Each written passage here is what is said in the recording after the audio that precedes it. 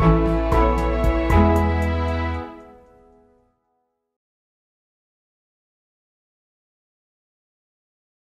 to our panelists. Thanks again for joining us. We're going to kick it off with Bob Davis, senior editor at the Wall Street Journal. Bob has been covering trade since around the 90s and is encyclopedic about these issues. He's also the author of a new book called Superpower Showdown with Lang Lang Wei.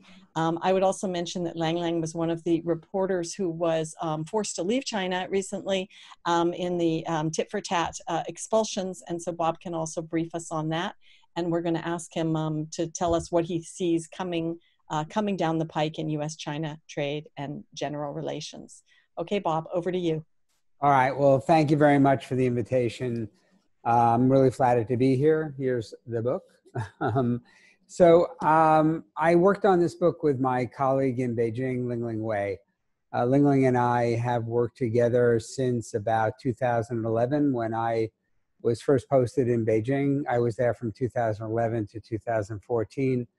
Lang Lang was a Chinese national, born in China, raised in China, went to college in China, married a Chinese husband, and they both came to the U.S. as grad students. Both of them became U.S. citizens and was one of the first, maybe the first, of her sort. I mean, a Chinese national became a U.S. citizen with a U.S. passport, went back to cover her home country.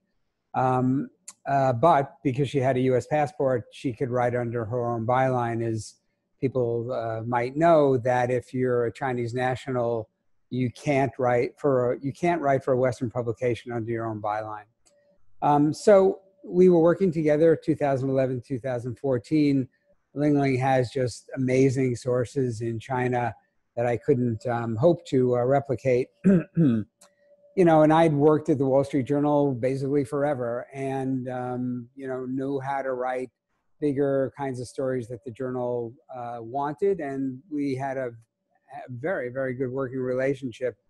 I went back to the US in 2014. She stayed, and we continued to work together in a trans-Pacific kind of you know, relationship.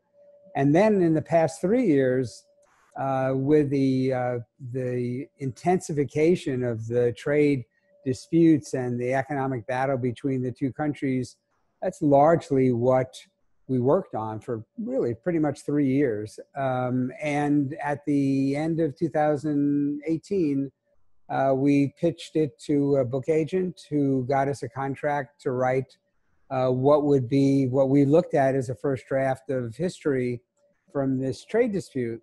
As I think people may know, so it's December 2018, we figured it'd be over by the summer of 2019. That was kind of what everybody figured at that point.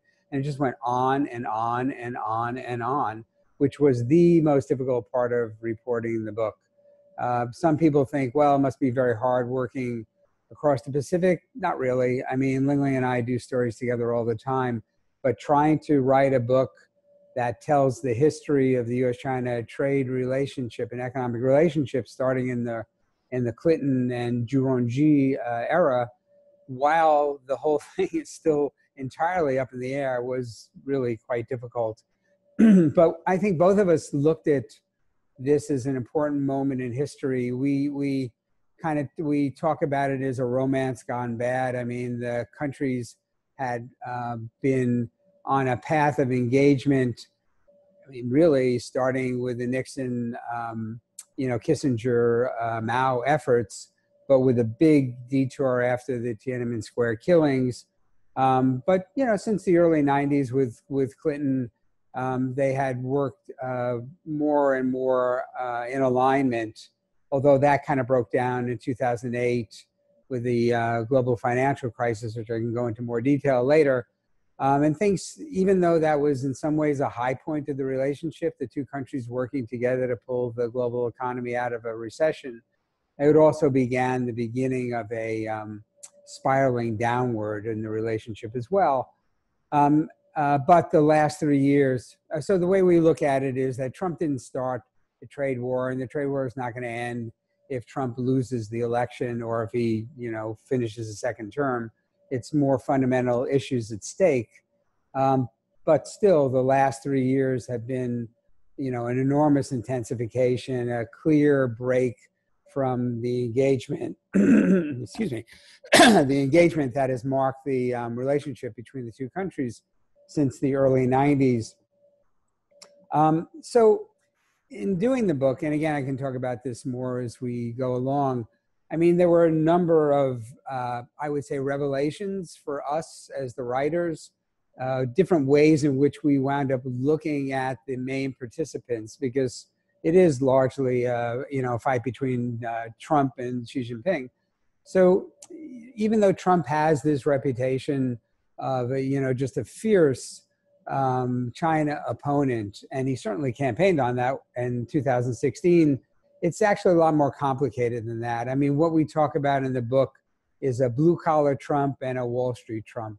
I mean, he does have a genuine aversion to China on a lot of trade issues, and worries about the jobs effect on people who became the core of his supporters. That is legitimate. But he also worries enormously and watches enormously the movements of the stock market. And oftentimes the trade deal, or the uncertainty about the trade relationship, meant that the market would plunge. And that was the clearest signal that Trump would back off, if you saw a market decline. So, and the different factions within that White House would play to one part of Trump versus another part of Trump. And that's why it seemed to lurch from, one way to another way, and you could never really quite tell. And the Chinese were really confused, but so were people in Washington. I mean, it's just a very confusing administration. I've covered a bunch of them. And with Xi Jinping, he came into power in 2012 with a reputation as a reformer. It was an economic reformer, certainly not political, but an economic reformer who came of age in some of the most market-friendly provinces of China, Zhejiang province, Fujian province. He spent a lot of time in both. By all accounts, worked very well with businesses there and foreign businesses.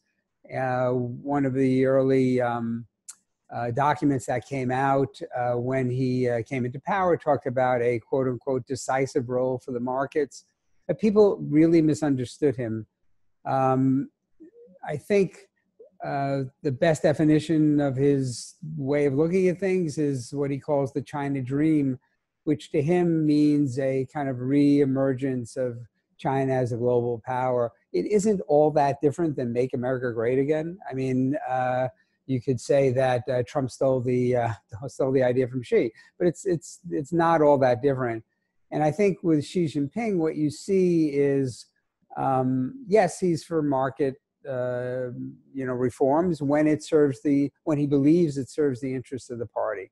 I mean, in the West, we have this notion that hierarchical control by the party is antithetical to the kind of innovative economy that will be the leader in the 21st century. But that's not the way he looks at it. He looks at it as the party guiding the economy. And when market forces work in helping the economy, that's good.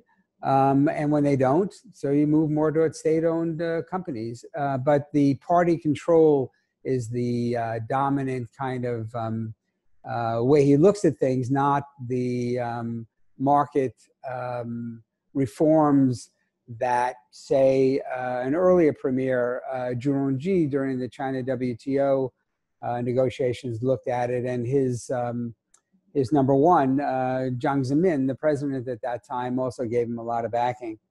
So I'll stop there. I did want to talk about the expulsions. So Ling Ling got caught up in the tit-for-tat retaliations going on between the U.S. and China. I mean, there are different ways of where you could say it started. But one thing that gave it a big push was a headline in the Wall Street Journal editorial page about China being the quote-unquote sick man of Asia. It was seen as offensive in China, which I understand it was actually pretty offensive. However, it was done by the editorial page. News and editorial in the Wall Street Journal have absolutely nothing to do with one another.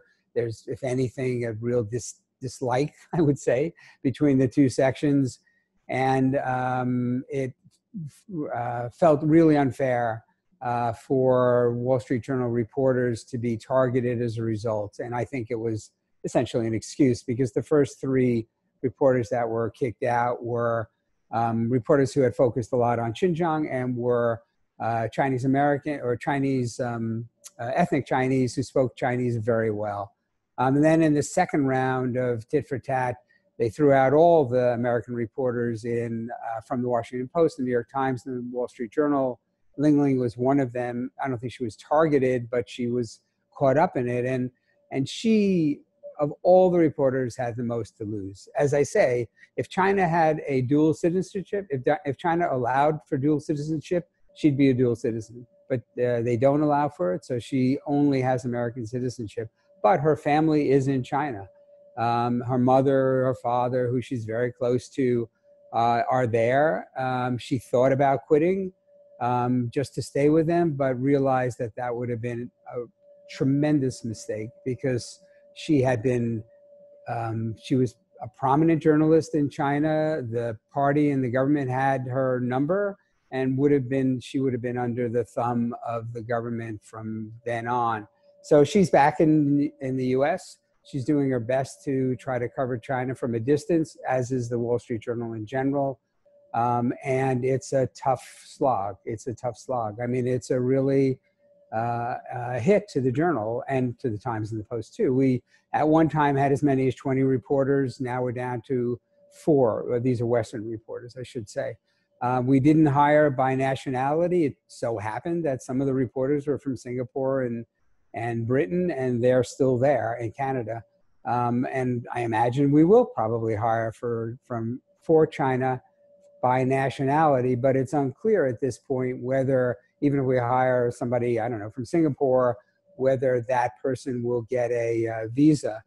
And I think, and Ling Ling makes this point all the time, it's not just, it's a blow for the Journal, it's a blow for American readers without a doubt, but it is also a blow for Chinese readers and the Chinese elites who depend on American journalism to give a sense of what the West really thinks about what's going on in China, and also, frankly, to interpret what is going on in China in an independent fashion. I think I'm getting toward the end of where I wanted to be, so I'll stop there, and happy during the discussion to talk about different ways that I have think about covering trade and covering China. Well, thanks so much, Bob. I want to flag for everyone that you can ask questions in the Q&A, and you can also raise your Zoom hand if you want us to call on us. We're going to give priority to journalists in the Q&A. Bob, I'd just like to ask one first question. You've looked a lot at what the campaign positions are. Could you run your crystal ball forward? What is the US-China trade relationship going to look like if Biden wins? And what is it going to look like if Trump is elected to a second term? Well, let's start with Trump. I mean, if Trump's elected to a second term, you know, I mean, the tensions will continue. I mean, I think pretty clearly he may push for a second round of negotiations, which would be far, I mean, the first round, my God, was difficult enough, but it really dealt with the easier topics. I mean, in the end, the conclusion of the deal, the phase 1 deal, as it's called, dealt with the easier topics, which were increased purchases, some regulatory changes, strengthening of intellectual property. I mean, these are difficult issues, but they pale in comparison to things like the behavior of state-owned enterprises, subsidies, subsidization of Chinese companies, you know, the creation of a truly independent judiciary that can adjudicate commercial, at least commercial disputes in a fair way, changes in regulatory systems. So I think pretty clearly, you know, the tension mount, the movement toward We think decoupling is a kind of fantasy, but the moving toward disengagement continues. There's some more interesting question in my mind is, well, what happens if Biden wins? If Biden wins, I think certainly on the rhetoric, you would see an easing of the rhetoric. He's just not that sort of person, and he won't have come into office by playing off of China, so he won't have to, prove his manhood or whatever, by sounding tough on China. So rhetoric will definitely improve. I think he will, try to revitalize multilateral institutions. I mean, one difference might be the WTO as an institution might not survive a second Trump term. At least the adjudication part, which is really the heart of the institution. I think it pretty clearly would under Biden. But there's a big but. I mean, he would come into office with tariffs on significant U.S. tariffs on 3/4 of everything China sends to the U.S. And he's not just going to, say, okay, fine, let's, repeal it. He'll need to get significant concessions for that, to deal with, the political imperative on him. And so where do those concessions come from? They could be in the difficult issues I just mentioned, or it could even be, or he could be looking for, changes when it comes to human rights, Hong Kong, environmental issues, labor issues, which are, again, way more difficult than dealing with, purchase of soybeans. Okay, well, thank you so much. I want to turn it over next to Dr. Mary Lovely, who is a senior fellow at the Peterson Institute and also teaches U.S.-China economic relations at Syracuse University, the Maxwell Business School. And Dr. Lovely is going to give us a very in-depth view of some of the nuts and bolts of trade, which the academics who have joined us here today will probably be familiar to you, but we hope this will be useful to the journalists. Mary, over to you. Thank you, Sunny. And I'm going to run through a bunch of slides, hopefully point you to some resources that you may be familiar with, but may not be. And Sunny has helpfully created a whole list of resources for you that I think are very valuable. Just following up on Bob's very interesting discussion, the book, Superpower Showdown, tells a really fascinating narrative of what we, those of us who were in Washington, lived through over the past few years, of course, with the previous years as a buildup. So it puts it in context. But it is a story, as Bob said, of never knowing sort of what shoe is going to fall next. However, I think when we look at the numbers, we see that there was continuity in retrospect of an increase in barriers between the two countries. So while the whole process was chaotic and filled with uncertainty, which certainly was felt by businesses on both sides of the Pacific, we see in the end that we are left with a relationship that is vastly altered by the trade war. Tyler, can we move to the next slide? Thank you. So I'm going to be talking about a few things. First, how the U.S.-China trade war weaponized protection. Secondly, how to think about the trade war and the damage it does to economies. And here I'm going to focus on the U.S. and China. And my shorthand way is just an own goal. And I think that's important for reporters to keep in mind when they're focusing on particularly what politicians on either side say about their actions. And I'm going to briefly, hopefully if time permits, discuss whether the trade war will bring supply chains home, a rhetoric that has certainly increased since the beginning of COVID-19. Slide. Okay, so first, weaponized protectionism. Here in the United States and China set the pace. And as we see on the next slide, the U.S. weaponized tariffs in service of the goal, which was not directly related to Chinese tariff levels. It was focused on forced technology transfer. So many of you are familiar with the Section 301 case that the U.S. brought. The case itself focuses on 4 different aspects of what the U.S. sees as intellectual property violations, theft, forced tech transfer through joint ventures, and even cyber theft of U.S. IP assets. So that is really what the case was about. The U.S. chose to fight that case with tariffs. So tariffs became weapons to achieve a different aim, which was presumably reform of Chinese practices regarding our technology. As we have seen, and as Ambassador Lighthizer certainly related last week in his congressional testimony, the administration has gradually moved to a more open expression of the tariffs as a way to return manufacturing to the U.S. So the tariffs were weaponized as retaliation for this perceived harm to U.S. interests, but it has since morphed into a more general desire to quote unquote decouple, where that decoupling is specifically aimed at bringing these activities back to the U.S. China, of course, retaliated and chose its targets wisely, focused on particularly on U.S. agricultural exports, which we know did significant damage in U.S. farm country.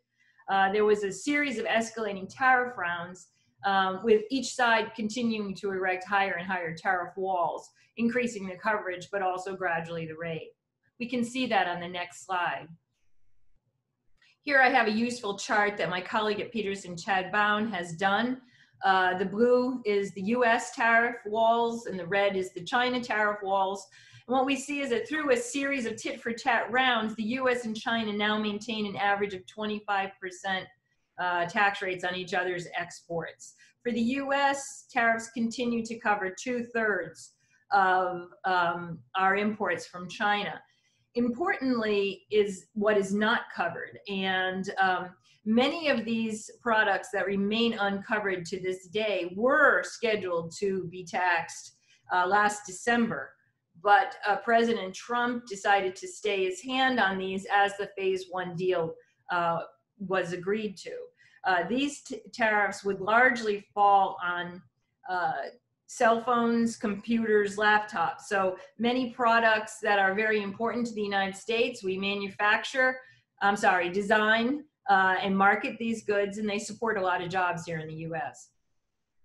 On the next slide, we can see that the Phase 1 deal involved very ambitious purchases. And of course, these purchases and the president's desire for these purchases have been in the news quite a bit over the last couple of weeks, with various snippets of John Bolton's book being reported. Here is a tracker that's also being done by Chad Bown. And we see that under the Phase 1 deal, purchases are put into 4 separate categories: agricultural, manufacturing goods, energy, and then we have a bunch of products which are uncovered. And we see here that so far we're way below what we would need, the pace that we would need to reach these targets. Having said that, these are 2-year targets. China does not have to meet a month-by-month target. And of course, the global pandemic has certainly affected both the supply of these goods as each country has gone into lockdown with the pandemic, and demand. And both countries have seen an increase in saving rate and a big drop in consumer spending. So the Phase 1 deals were always extremely ambitious. They were far higher than we would have expected just with simply inflating the trend line from prior to the deal being signed. So they were always ambitious, and the pandemic has certainly made the achievement of these ambitious targets more difficult. Okay, the next slide. On this slide, I highlight some work I did with Chad on the role of state-owned enterprises in China. One question that has come up is, how will China achieve these ambitious goals? And it's always been clear that there would have to be an element of managed trade, which of course is quite ironic, since one of the goals supposedly of US policy is to have economic reform and more reliance on market-driven allocation in China. But the phase one deals take us in a different direction, which is that the Chinese government will have to mandate purchases either through its state-owned enterprises or by issuing licenses to private companies. Here we see the use of Chinese customs records that we had access to see which sectors are dominated by state-owned enterprises in terms of their purchasing of imports. And we see for many of these industries, particularly in manufacturing, the sectors are not mainly SOE dominated. Importing is being done by Chinese private firms and foreign invested enterprises. And so to achieve these purchase targets, it would clearly have to be some sort of institution of government control over private actors. So it really does take us in a very different direction from where we thought we were headed with Chinese reform. Next slide. So what about the damage that a trade war does? We hear a lot from politicians that trade wars create jobs, and yet we have a significant amount of evidence now that that simply is not true. And this evidence is going to be very valuable for scholars moving forward. In 2018, I tried to do a analytical piece on the possibility of US tariffs on auto imports. And we had to go way back to the 1970s to have a suitable example to look at how markets responded to higher prices. It had been that long that the US had engaged in this type of increases in its applied rates. Of course, the US has increased tariffs through so-called administered protection, through anti-dumping duties and countervailing duties, but not through its applied rates in this way. Another unique aspect of the trade war is that, of course, it's discriminatory. That is, we're only raising tariffs against one of our partners, not against all partners. So what happened? Let's see. The next slide shows us that the US tariffs on China fell heavily on manufacturing and on their supply chains. So President Trump early on was determined, I think, to try to minimize the effect of tariffs at the retail stores, so your Walmart, Target types of purchases. And that meant that the tariffs would fall heavily on intermediate goods that are purchased, parts and components that are purchased by American manufacturers. These products are largely shipped from foreign factories in China. That is, they're made by companies like Foxconn or Samsung or other companies that are owned by South Korean companies or Japanese companies or Taiwanese companies. We also have looked at so-called related party trade, where the two sides, the buyer and the seller, have an ownership relationship. And those shares are also very high in the US-China relationship. So US-China trade is largely, I think, misunderstood by the average person who thinks of it as maybe the blouse or home goods that they buy at Target. But the majority of it is really these intermediate inputs, particularly in electronics and machinery. And so the tariffs hit very hard at US manufacturers. Next slide. So what we have now are two very important studies that have been done, and Sunny has provided a link to these in her list of references. What we know is that China did not pay the tariff. US businesses and consumers did. How do economists sort that out? Well, what we look at is the price that is paid to Chinese exporters.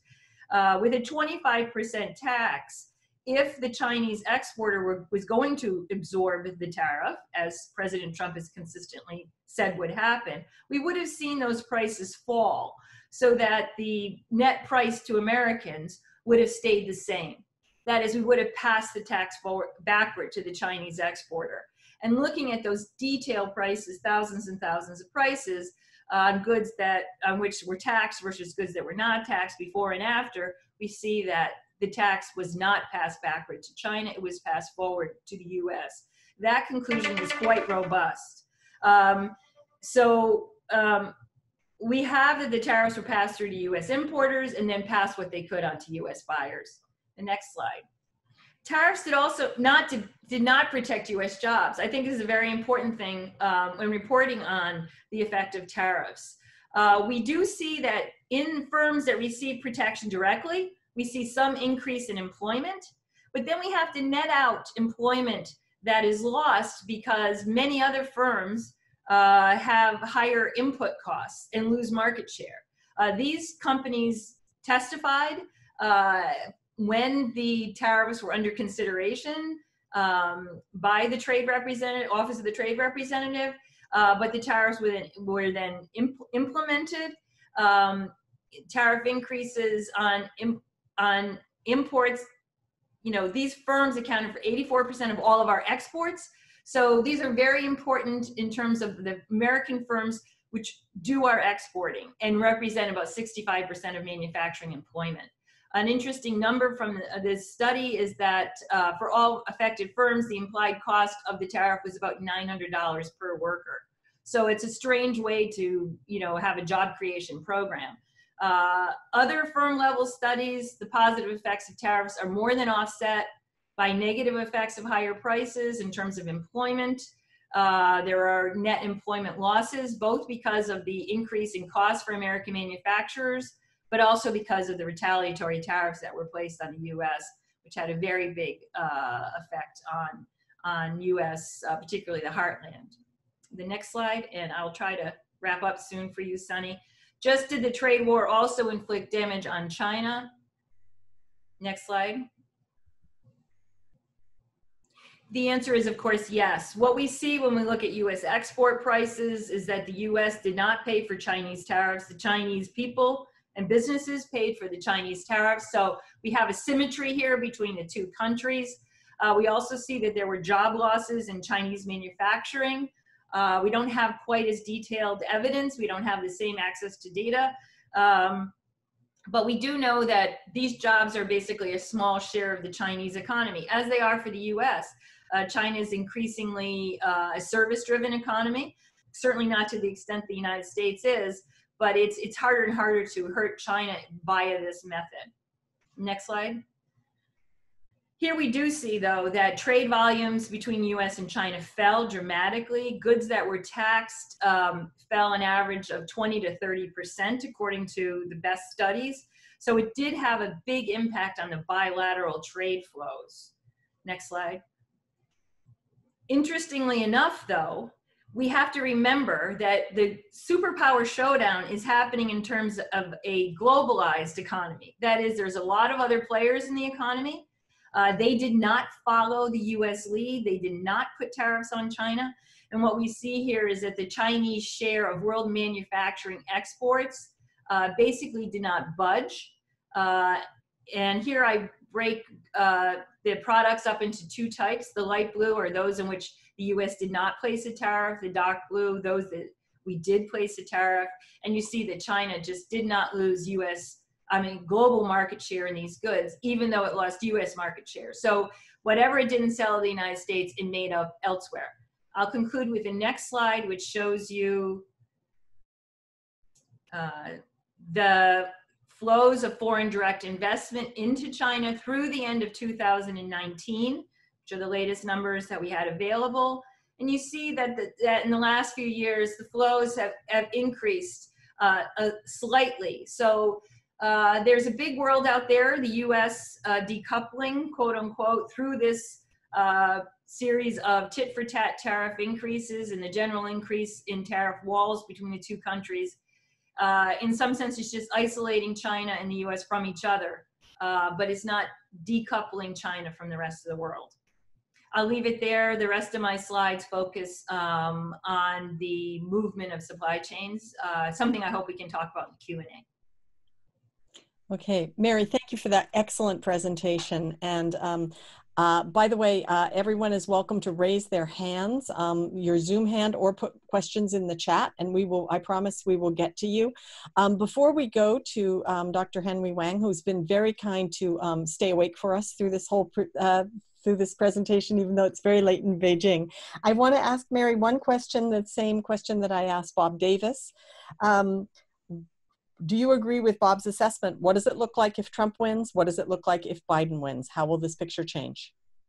Yes, I mean, Bob was spot on. in a Trump administration, I think that we are in for more of the rhetoric, perhaps even a heightened rhetoric, because of the fact that, as Bob noted and related to us quite succinctly, the phase one topics were easier than phase two. And so we're going to get into topics which really get into the meat, cut to the bone, role of state-owned enterprises and subsidization being two very big ones, but also the role of China. We're seeing an increase heating up in the tech sphere and a decoupling in the tech sphere, which has been very sensitive on both sides. So I think that we've also learned with President Trump that we are subject to, in some sense, this back and forth that Bob described between the blue-collar Trump and the Wall Street Trump. And that lends a tremendous amount of uncertainty to business relationships. I think that we will see American businesses, unfortunately, pulling away from the United States because of that. So we hear a lot about pulling the supply chains home, but there is a big repellent effect of this. We don't see any evidence from companies operating in China that they're leaving China. The market's just too important, and it's going to grow faster than the rest of the world. So they need to be there, and they'll stay there. On the Biden side, I think the important thing, very important, is that while he's certainly not by any means much softer on China than the US is, a very important difference is working with the allies. Trump, when he discusses China, seems to think we're in a two-country world. We clearly are not. We have left many of our most potent tools for persuading the Chinese to act in different ways on the table by not working with our allies. And I think that will be a very major difference of a Biden administration versus the second Trump administration. Okay, well, thank you so much. So with that, I'm going to turn it over to Dr. Wang. So Henry Wang is the founder and president of the Center for China and Globalization. He's also a counselor on the China State Council and a very distinguished analyst. Thank you for your patience, and I'm going to turn it over to you to give us the view from Beijing and your own. Thank you, Sonia, and good morning, friends, and also distinguished panelists. Yeah, I think this is a fascinating discussion on the topic, and also I enjoyed Bob's talk, and also I hear your talk with Wendy Cutler some time ago, and also very pleased to see Mary again. I'm glad you were at our CCG webinar a while ago. So it's really a very interesting topic today. The topic I'd like to share is talk about the future of China-US relations. So we'll give some ideas about trade, of course, phase one, and then also I want to talk about a bit of the other areas. Maybe we'll have a first slide, Telson. Thank you. Yeah, so the topic I've talked about is the US-China trade war, and of course, phase one deal. And I will give a little bit of analysis of current China-US economic interdependency. And also, I will try to project three scenarios of future China-US relations. And of course, the one of the study we're currently doing now, I want to share a bit of that, is non-government cooperation between China and the US in fighting COVID-19. And finally, I'll share some of our resources. Next one, please. So basically, China and US trade and the phase one deal, as Mara has just said very well, that it has been developed from the trade war for the last 2 years, 2 years and a half probably. And then actually the phase one deal signed in January was that the goal of the phase one is that $200 billion US dollar increase in the US exports in the area of energy, agriculture, manufacturing, and other goods to China over the basically this year and next year, over 2 years period of time. So we actually seen that there are some actions already taken, even with COVID-19. We see that the first quarter of 2020, which China already imported over $5 billion US dollar worth of agricultural goods, so which represents 110% increase over the last year. And actually they bought 3.1 billion worth of soybeans, which is President Trump very cared about his farmers, and that is about 210% increase over the last year. So we had bought over almost $700 million of worth of pork. So you can see actually with this devastating pandemic, China didn't stop buying, and actually China is trying its efforts to increase that. So the first 5 months of 2020, China imported over 600 million also worth of energy product. Of course, this is a bit low because of energy sharp decline in prices and different situations of that. And China importers continue to increase its U.S. soybean purchase, actually picking up another 2.2 million metric tons of oil seeds in the 2 weeks of June 11, actually just this month, according to the USDA data. So in a nutshell, I think the Chinese government, even with such a deteriorating China-US relations, the government actually still stick to its commitment. Actually, in National People's Congress just concluded at the end of last month, Chinese Premier Li Keqiang has reaffirmed Chinese position that China will work with US to implement the Phase 1 deal.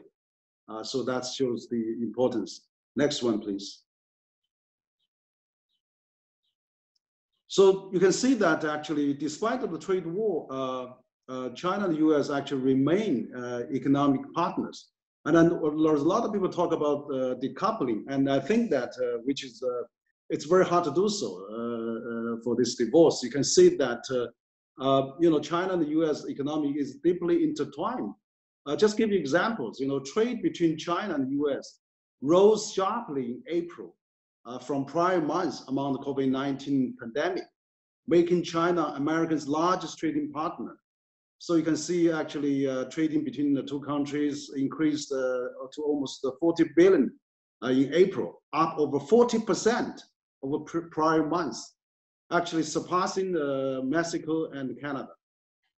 On the other hand, you can see that U.S. trade with Mexico, which is the top trade partner for U.S., fell 46% and in April. And also U.S. trade with Canada, which remains also U.S. #2 trading partner, fell 42% also in April, so prominent in April. And then U.S. trade with India for over 40%, France almost 50%, Israel 40%, and Russia 40%. Yet with China, it's only for about 6.7%. So you can see that actually China is probably the largest carrier of U.S. trade and also stabilizer of U.S. trade and the U.S. economy to some extent.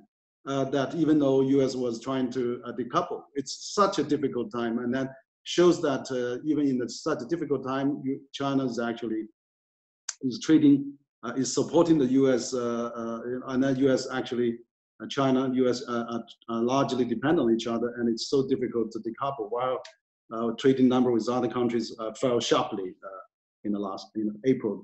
So let's see the next page, please. So actually another economic data, we just had the event with World Bank. So the World Bank actually did its first outreach event at the CCG at our think tank actually just about a week ago. They just released the global economic prospect, and the World Bank actually forecast the global GDP will shrink by 5.2% worldwide by 2020. And by 7% for the developed countries, developed world, probably including US as well, whereas China is the only major economy expected to grow positively up at 1%. And domestic experts in China predict this China will probably go 2 to 3%. So you can see even the World Bank actually, which has projected the world economy on the most of the time, it's quite accurate. Already says that China's economy is so resilient and so so strong, even with such a devastating worldwide crisis since 1840s. I mean, World Bank even said that. So we can see how China's economy is very strong. Next one, please.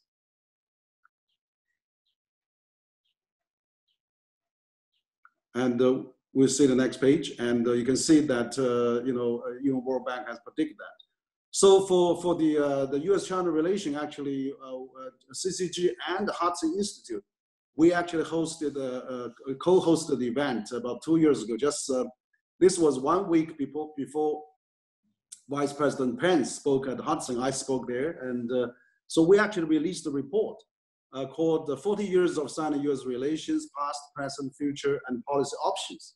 So this report is available online, and I also attached to our resource. We give a comprehensive analysis of U.S.-China trade relations and what's our recommendations. And also, we predict the 3 scenarios there that we have outlined in that report. Next, please.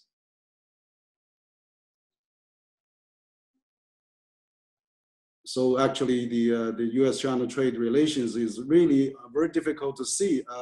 So we can see that, personally, actually CCG was trying to predict that maybe we'll have a 3 scenario. So scenario 1 is that because the 2 countries' economy is so much intertwined, and decoupling is really remain very difficult. I think that even some people want to do that, but China and the U.S. are really after 4 decades of building up this relation. So Rome is not building one day, and I think that it's very difficult to decouple because U.S.-China are closely intertwined, connected, and China is having a huge market. We see so many U.S. companies actually coming to China. Tesla built a big plant in China, expanding in Shanghai again.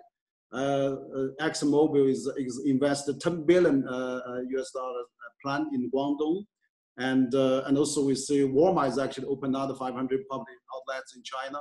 And Honeywell just opened the emerging market center in Wuhan, Hubei, where is the pandemic just hit that place. So you can see U.S. confidence, business confidence in China is still very strong.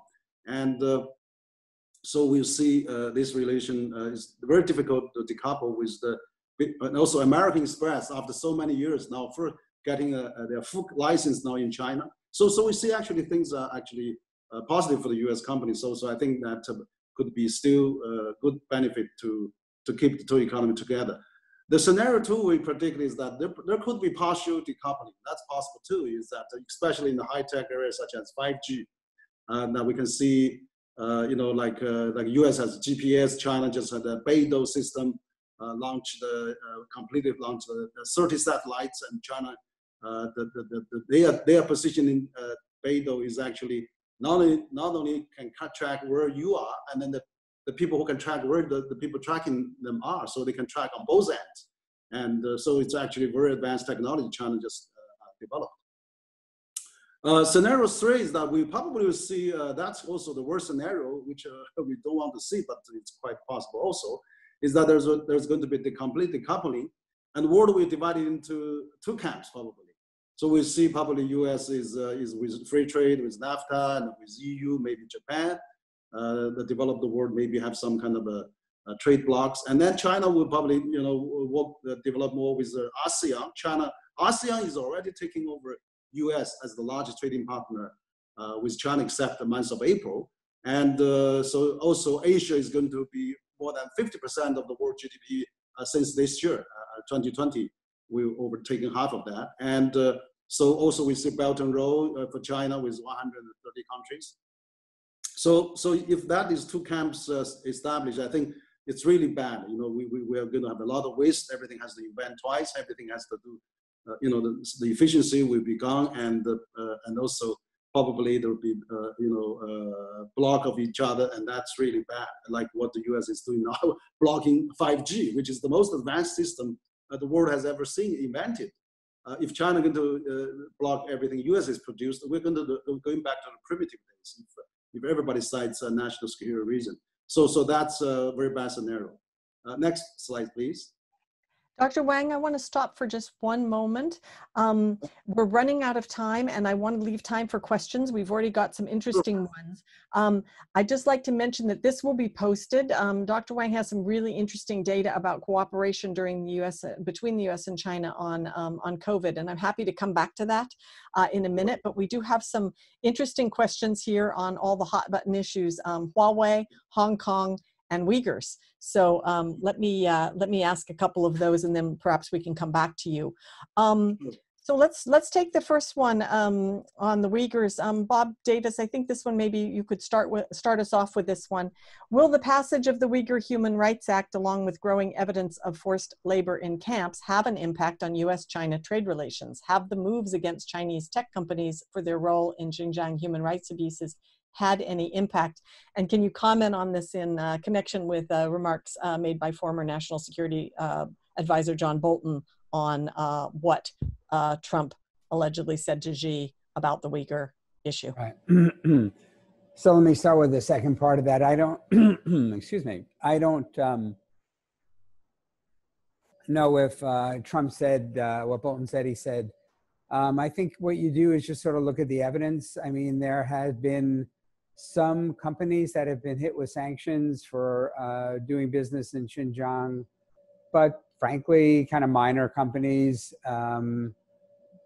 My skeptical guess is that no, it's probably not going to make that much of a difference. I mean, you look back at the history of U.S.-China relations, not just with this administration, but you know, with basically every administration, there have always been human rights challenges, and always, frankly, the economics have prevailed. I mean, think about the opening of China to the West. Richard Nixon goes to China during the Cultural Revolution. The Cultural Revolution, you know, in modern Chinese history, the biggest, you know, grossest violation of human rights, and that's the moment he picks to try to open up China.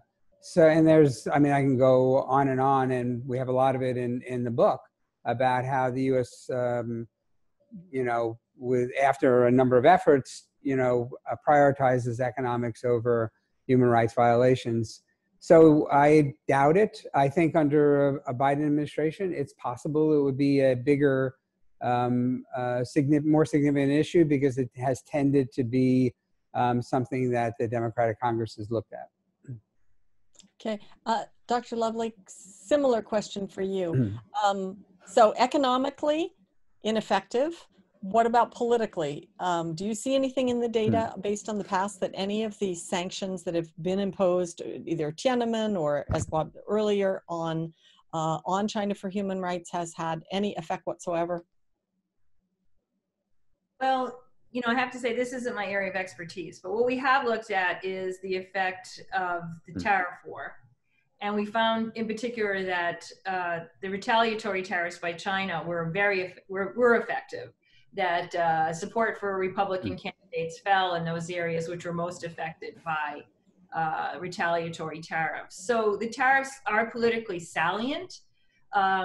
I think, though, that now, and I've said this before, I think that the value that Trump is going to get by continuing to beat this horse is pretty small.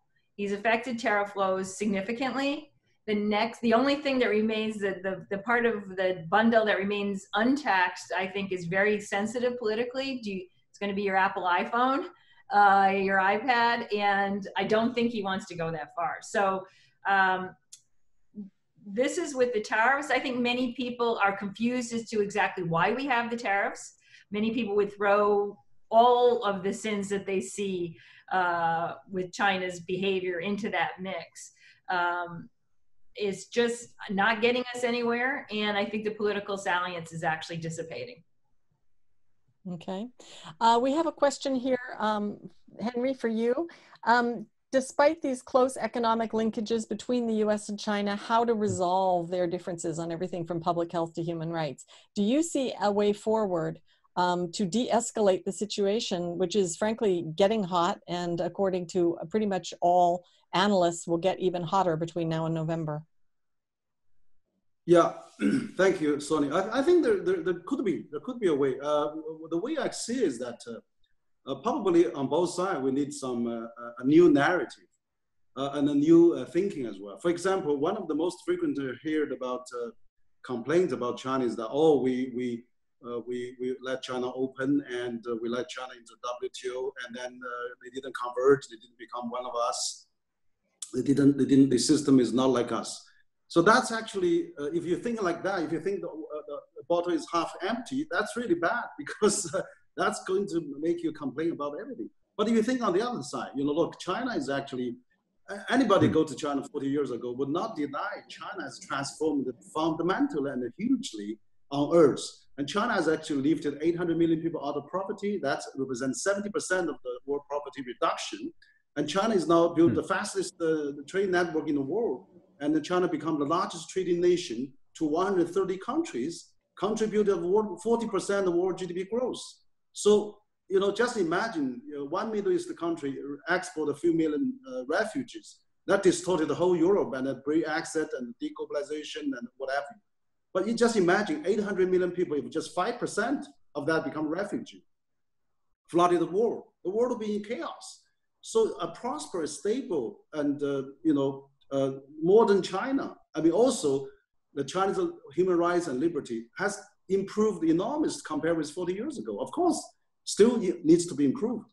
So if we think China is already good, it's already a reliable. Now I will just give you the numbers. During this pandemic, China becomes such a strong supporter to the world economy. So if just like Deng Xiaoping said, it doesn't matter black cat or white cat as long as cat is smiles. So if the China system works well, Fukuyama-san's end of history may not really, US has to change a viewing of China. So if you look China live a different life, China could be a strong partner to US and many other countries. So what I see the way out of this is that we need to really have a new perspective. China also need a new narrative, need a new, a way of explaining the success of China rather than, going all the old way, old thinking. So I think we need to really change the paradigm of thinking by people of both countries so that we can really look forward rather than we go back to the Cold War mentality and actually Chinese is no longer old China, it's already a new China. So we have to look at new perspectives. Okay, thank you. All right, everybody, please feel free to raise your Zoom hands, and I will be happy to call on you on the air. We have another question coming in on from InfoWorld, Andrew Oliver in Georgia. Have the tariffs had any effect on cyber attacks or industrial espionage and technology transfers? Can you quantify the actual damage done? Anybody want to take that question? I'll take a first stab and then hopefully the others will join in. It's a very good question, complicated question. I'm assuming that the question is really asking whether the tariffs have reduced technology transfer or enforced technology transfer.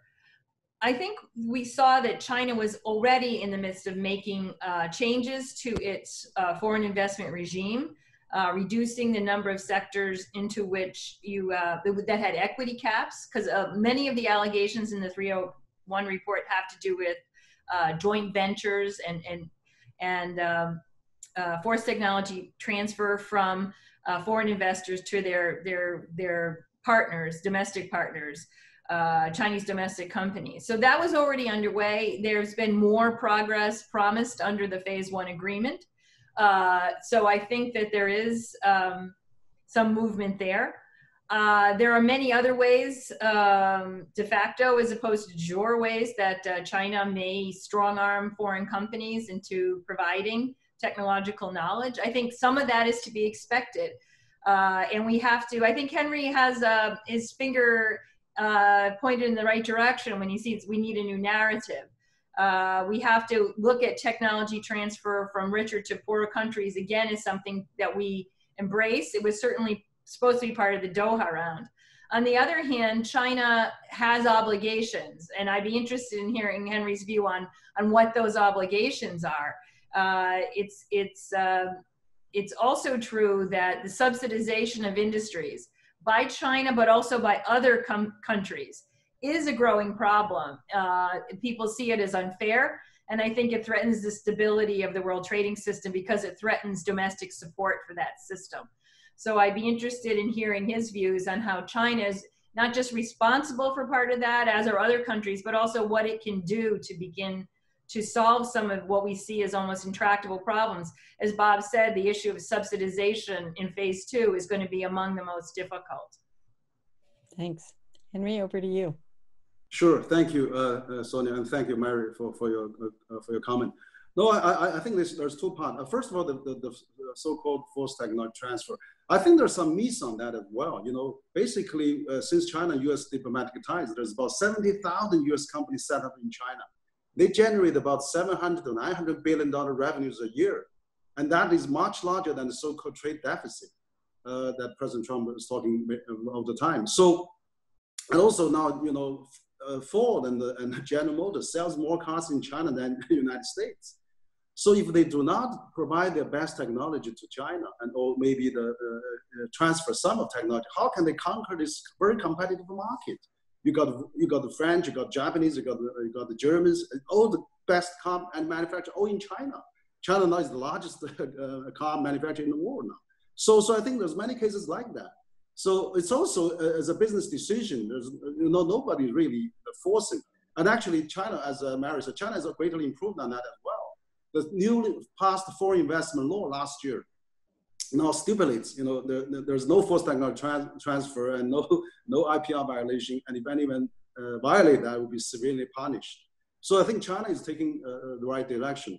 As far as the subsidy and things like that is concerned, I agree. That should be looked at. I think every country has a bit of subsidy. U.S. is attracting companies to states. Give you a free tax break, so subsidize for this and that. Every country probably does a bit of that. I think the way to go for that is really we need to have the international mechanism. For example, the CPTPP now is have a higher standard for trade, even higher than WTO, and China is interested in joining that. Premier Li has said that at the NPC that join the CPTPP. China is very open and positive. So I think the way to handle that is maybe through those multilateral venue, and then everybody is doing that. But also we have to see, China's contribution is actually doing much better now. For example, China just, President Xi announced that China donates $2 billion helping WHO fighting COVID-19 for African countries. China is forgiving all the loans that matured by the end of this year for African countries. So, China is contributing to the world as well. And it's not that China has benefited from in the past from all the countries coming to China. China now is starting to contribute. Thank you. All right, I'd like to turn it back bring it back to Bob. And Bob, I'd like you to ask you, as a very senior and distinguished journalist here, what advice you can give for the other journalists who are on this Zoom. How can they be awesome? What do you read? What do you do? Give us some of the Bob Davis secret sauce. Well, thanks. I'm not sure how secret it is, but so I'll just talk about covering trade first in general. I'll take it back to the early 90s when I started covering trade. I was told, it was 1991, my bureau chief at that time was a guy named Al Hunt, who had an unbelievable political antenna, but frankly knew nothing about economics and certainly nothing about trade. And he said, you should go cover competitiveness, which was becoming a big issue. China wasn't the big issue back then. It was on economics, international economics. It was Japan. And could the U.S. stay, ahead of Japan economically? He didn't know what competitiveness meant. I didn't know what it meant either. And he said, oh, by the way, you'll have to cover this thing called the GATT. You're going to write 1 or 2 stories about it a year, which was the predecessor of the World Trade Organization. And it turned out that in 91, they were winding up a global trade round that took a few more years. So I quickly learned the easiest way to lose a reader was to use the word GATT. It meant General Agreement on Tariffs and Trade. The particulars of trade can be really boring. If you are writing about a steel tariff, you think, well, I know what steel is. Well, you don't actually. There's like 1,000 grades of steel and it's just mind-numbing. However, that's just the wrong way to go about it. I mean, the way I've always thought about trade is as kind of the physical manifestation of globalization. We write about we endlessly talk about globalization. It is one of the biggest, most powerful forces in the political economy. But what is it? I mean, where do you see it? I mean, how do you touch it? I mean, global trade is the is a way where you can understand it. If there's a trade deal, you even get to vote on it, or your representatives do anyway. But I mean, so if you keep that in mind, then it becomes just an incredibly important and dramatic story. And there are so many different ways that you can kind of deal with it. If there's a trade fight over God knows what it'll be. I mean, for instance, if Biden gets if Biden wins the presidency, the U.S. will probably try to join the TPP or whatever it's called these days. Henry just made mention to it, which was an alliance, trade deal of a dozen U.S. countries, a dozen Asia-Pacific countries that Trump said the U.S. wouldn't participate in from his first day in office. Well, that'll be a huge fight. I mean, and that would be something that to cover. The U.S.-Mexico renegotiation over NAFTA was an enormous fight. I mean, it's the way exports help your local economy. It's the way imports can help or hurt. I think one of the stories that we didn't cover well enough, and myself included, was the impact of China on U.S. factory towns. I think people, myself included, heard the numbers were 1 million. I mean, labor people would say, well, it's going to cost 1 million jobs. And you'd say, well, that's a lot of jobs. But there was 1 million jobs over a decade. Well, then it's 100,000 jobs in an economy that produces 140 million jobs. So it didn't seem like much.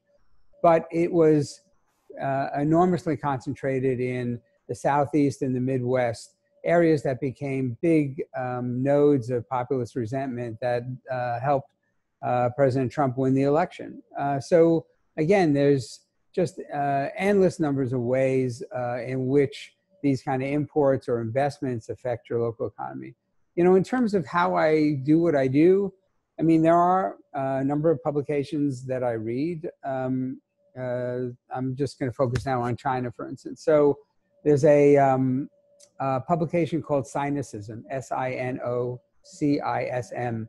It's an aggregator of stories about China written by the U.S., by the Western, I should say, by the Western and Chinese press. It's by a guy named Bill Bishop, who translates People's Daily and Global Times into English, which is just enormously helpful. Inside U.S. Trade is gets you into the nuts and bolts of trade. Axios has a China publication now. There's a new publication called The Wire China. There's something called China File.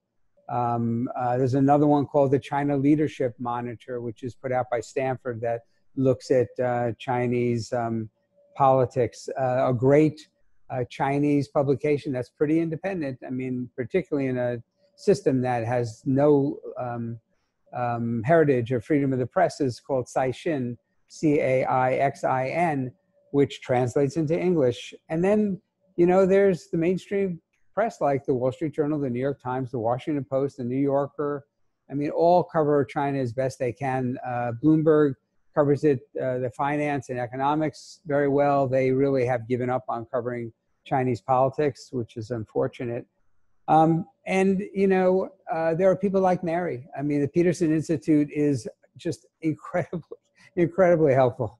There's a guy there who's sort of retired now, a man named Gary Huffbauer, who was just an encyclopedia on trade. And I learned so much from him. And he was so honest and even-handed.